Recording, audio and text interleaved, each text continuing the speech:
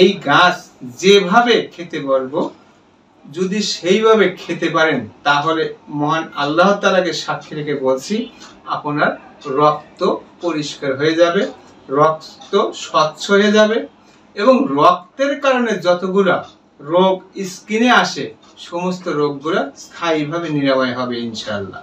আসসালামু আলাইকুম ওয়া রাহমাতুল্লাহি ওয়া বারাকাতুহু। সম্মানিত দর্শক, আমাদের রক্ত অনেক সময় দূষিত হয়, আর এই রক্ত দূষিত হওয়ার ফলে আমাদের শরীরে বিভিন্ন জায়গায় লাল লাল গোটার মতো হয়, তামাটে কালারের, অর্থাৎ শরীরে এক এক সময় এক এক রকম একটা বর্ণ ধারণ করে, সাথে চুলকায়, অর্থাৎ অনেকেই এটাকে অ্যালার্জি বলে থাকেন। তো বন্ধুরা, অ্যালার্জি নয়, অথচ বা রক্ত দূষিত হওয়ার কারণে আমাদের শরীরের বিভিন্ন জায়গায় গোটা হয়, লাল হয়, ফুলে যায় এবং চুলকায়। অনেক ওষুধ খেয়েছি, অনেক ওষুধ ব্যবহার করেছি, কিন্তু এই সমস্যা যায় না। বন্ধুরা, কিভাবে যাবে? এটা হলো রক্ত দূষিত হওয়ার কারণে এই প্রবলেমগুলো হয়ে থাকে।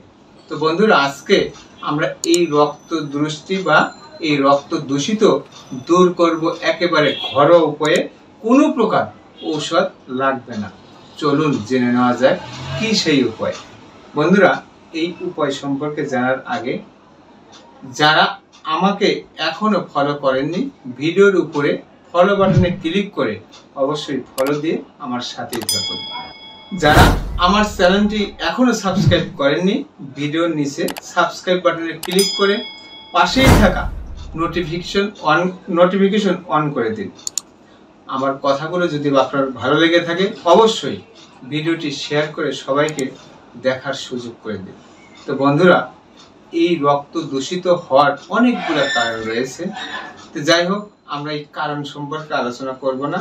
আজকে আমরা আলোচনা করব রক্ত দূষিত কিভাবে দূর করবেন, বা এই রক্ত দূষিত হওয়ার কারণে আমাদের যে শরীরে খুজলি, চুলকানো বা গোটা গোটা হওয়া, দাগ হওয়া, তামাটে একটা বর্ণ ধারণ করা, ওষুধ খেয়েছি অনেক কিন্তু কোনো কাজ হচ্ছে না।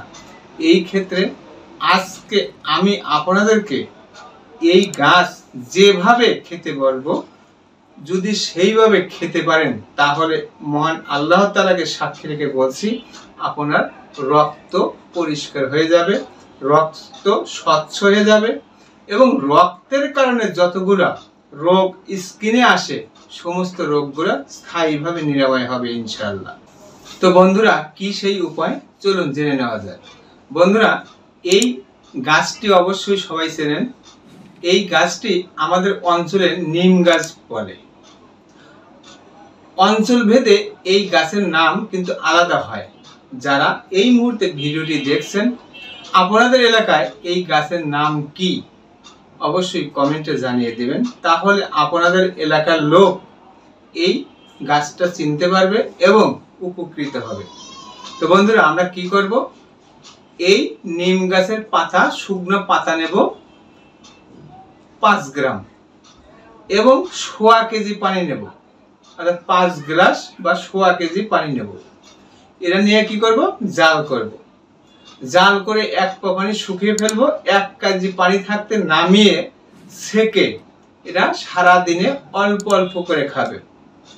এভাবে যদি আপনি কয়েকদিন খেতে পারেন, দেখবেন যে আপনার রক্তের যে দূষিত ছিল বা রক্ত যে দূষিত ছিল, রক্তের যে প্রবলেম ছিল, এগুলো আস্তে আস্তে পরিষ্কার হয়ে যাবে।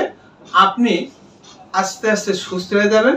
শরীরের চুলকানো, লাল লাল দাগ, তামাটের দাগ, ফুলা, এগুলো আস্তে আস্তে কমে যাবে। কোনো ঔষধ লাগবে না ইনশাআল্লাহ। তো বন্ধুরা, এভাবে খেয়ে দেখুন, আপনি অবশ্যই উপকার পাবেন। আজকের মতো এই পর্যন্তই। আমার কথাগুলো কোথাও বুঝতে অসুবিধা হলে অথবা বিস্তারিত জানতে কমেন্ট করুন।